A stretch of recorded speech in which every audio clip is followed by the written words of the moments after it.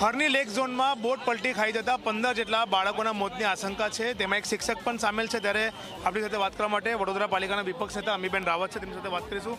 અમીબેન, ખૂબ જ મોટી બેદરકારી અને તેનો ભોગ બાળકોને બનવું પડ્યું। ખૂબ દુઃખદ ઘટના છે। આનાથી ખરાબ દુર્ઘટના વડોદરા શહેરમાં હોઈ ના શકે।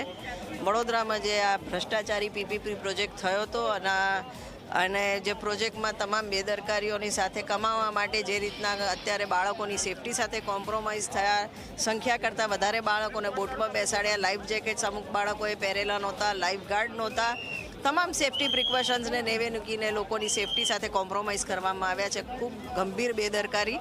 અને હું તો એક્સિડન્ટ નહીં પણ હું માનવવધ કહું છું। અને અમારી ડિમાન્ડ છે આપના મારફતે કે સિટિંગ જજ દ્વારા આખી દુર્ઘટનાની ઇન્ડિપેન્ડન્ટ ઇન્ક્વાયરી થાય અને ઇન્ક્વાયરીમાં જે બી બેદરકારી માટે જવાબદાર છે તમામ અધિકારી અને કોન્ટ્રાક્ટર્સ તમામ પર માનવવધનો ગુનો દાખલ। કેટલા લોકોના મોતનો આંકડો તમારે સામે આવ્યો છે? પ્રાથમિક તબક્કે અત્યારે મારી પાસે 15ની આસપાસ મૃત્યુનો આંકડો છે। ઓફિશિયલ ફિગર્સ જાહેર નથી થયા। હજી બી અમુક બાળકો મિસિંગ છે, એટલે કેઝ્યુઅલિટીની સંખ્યા વધે એવા આશંકા બી છે।